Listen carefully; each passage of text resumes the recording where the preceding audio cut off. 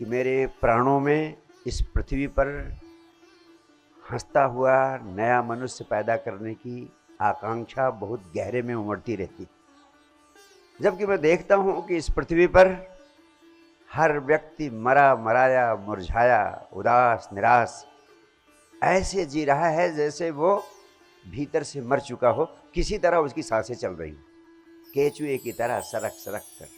ऐसे जीवन को मैं जीवन नहीं मानता हूँ, ऐसे जीवन को मैं जीना भी नहीं समझता हूँ। ऐसे जीने से तो मर जाना ही बेहतर है। वास्तव में कुछ महत्वपूर्ण बुनियादी भूल हमारे जीवन में घटित हो गई है, जिसके कारण हम अपनी नई पीढ़ी को हंसता हुआ जीवन उपलब्ध कराने में असमर्थ। जो सबसे पहली महत्वपूर्ण आवश्यकता है, अगर हम जीवन में कुछ भी पाना चाहते, चाहे भौतिक जगत में सुख समृद्धि की ऊंचाइयों को पाना चाहें या भीतर से परम शांति, परम आनंद, परम तृप्ति के भाव को पाने के लिए अगर हम ईश्वर या परमात्मा को भी खोज रहे हो, तो एक चीज सर्वाधिक जरूरी है, सर्वाधिक अनिवार्य है, उसका नाम है युवा चित्त, यंग माइंड। अगर आपका चित्त बूढ़ा हो गया तो समझ लो कि आपको जीवन नहीं मिल सकता। आप धीरे धीरे सिर्फ मृत्यु की ओर अग्रसर होते चले जाएंगे। तो आपको युवा चित्त मिले, इसके लिए जरूरी है, कुछ महत्वपूर्ण बातें जरूरी है। हर व्यक्ति को, वो चाहे जिस उम्र का हो, शरीर की तो उम्र होती है, लेकिन चित्त की, मन की, माइंड की कोई उम्र नहीं होती। वो शाश्वत युवा रह सकता है, हमेशा युवा रह सकता है। 70 साल, 80 साल, 90 साल, 100 साल की उम्र में भी आपका चित्त, आपका माइंड युवा रह सकता है। लेकिन आज पृथ्वी पर युवक पैदा ही नहीं होते। बचपन आता है और बचपन से सीधे बुढ़ापे में प्रवेश हो जाता है। बीच में जो युवा काल है वह कभी आता ही नहीं। आपसे कहूं, युवा चित्त का सबसे महत्वपूर्ण लक्षण क्या है? बच्चे के चित्त का सबसे महत्वपूर्ण लक्षण है, वो हमेशा भविष्य की सोचता रहता है। मैं बड़ा हो जाऊंगा, मैं ऐसा करूंगा। वो भविष्य के सपने देखने लगता है छोटा बच्चा। और बूढ़े क्या करते हैं? बूढ़े 24 घंटा अपने बीते हुए दिनों की याद करते रहते हैं, बीते हुए समय की, गुजारे हुए अनुभवों को याद करते रहते हैं। बूढ़े हमेशा भूतकाल में जीते हैं, बच्चे हमेशा भविष्य काल में जीते हैं। युवा चित्त वाला व्यक्ति वही है जो सदैव वर्तमान में जीता है, न भूत की चिंता करता है, न भविष्य की चिंता करता है, सिर्फ वर्तमान में आनंद भाव से जीने की कला सीख लेता है।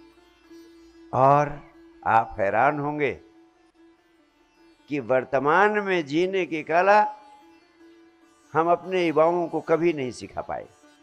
और चूंकि हम उन्हें वर्तमान में जीने की कला नहीं सिखा पाए, तो हम उनको कभी जवानी दे ही नहीं पाए।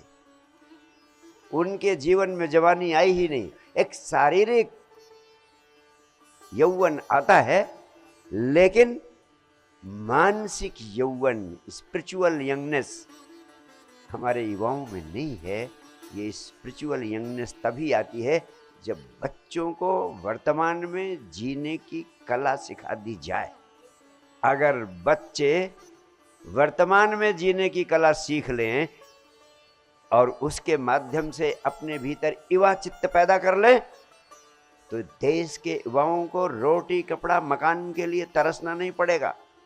देश के युवाओं को सुख समृद्धि की ऊंचाइयों की जगह अपने जीवन का पालन पोषण करने के लिए इधर उधर भटकना नहीं पड़ेगा। आज के युवा सरकार से मांग करते हैं, उन्हें नौकरी चाहिए, मजबूरी है, उन्हें नौकरी चाहिए, मांग करते। अगर दुनिया के युवाओं के भीतर यंग माइंड पैदा हो जाए तो वह भौतिक जगत में सुख समृद्धि की ऊंचाइयों को पाने के साथ साथ भीतर से, जो विवेकानंद ने चाहा था कि भीतर से हमारे देश के युवा परम शांति परम आनंद की तरंग से भी भरे हों, उनके चेहरे पर आनंद की आभा हो, वो आत्मिक आध्यात्मिक सौंदर्य भी उन्हें उपलब्ध हो सकता है। कैसे उपलब्ध हो सकता है? इसके लिए मैंने अपनी पूरी जिंदगी लगाई और 3 महत्वपूर्ण सूत्र, जिन्हें मैंने 3 महामंत्रों की संज्ञा दी है, सारी दुनिया के युवा चित्त के लोगों को और युवाओं को उपलब्ध कराने का मैंने संकल्प लिया। ये 3 महामंत्र हैं। हर युवा को, हर युवा चित्त के व्यक्ति को इन 3 महामंत्रों को भली भांति समझ लेना चाहिए। और ये तीनों महामंत्र आपकी समझ में आ जाए तो आपको वर्तमान में जीने की कला तो उपलब्ध होगी ही, आपके भीतर आनंद की आभा भी पैदा होगी। और यही नहीं, आप भीतर इतना शांति और आनंद से भरे होंगे कि आप हिंदुस्तान के लिए ही नहीं, सारी दुनिया की मनुष्यता के लिए गौरव और गर्व का विषय बन जाएंगे। सारी दुनिया को राह दिखाने की रोशनी आपके भीतर पैदा होगी और वो रोशनी इस संपूर्ण पृथ्वी पर हंसता हुआ नया मनुष्य पैदा करेगी। इसीलिए हमने कहा वसुधैव कुटुंबकम, सारा संसार हमारा परिवार है, सारी पृथ्वी एक है और सारा संसार एक है, हम एक परिवार के सदस्य हैं।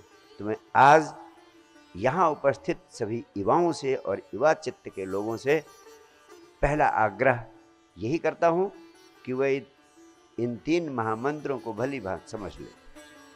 पहला महामंत्र है विचार शक्ति के विज्ञान का प्रयोग कीजिए। दूसरा महामंत्र है विचार शून्यता की अवस्था में रहने के लिए कम से कम आधे घंटे ध्यान का अभ्यास, संजीवनी क्रिया के माध्यम से 24 घंटे में आधे घंटे ध्यान का अभ्यास कीजिए, जिससे विचार शून्यता की अवस्था आपको उपलब्ध हो सके। और तीसरा महामंत्र है हर पल आनंदित रहना सीखिए।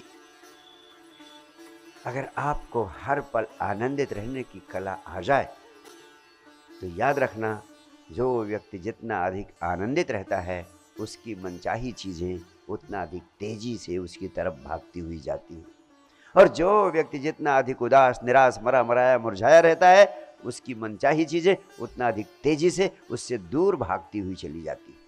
तो मैं चाहता हूँ कि आपका यहाँ आना सार्थक हो।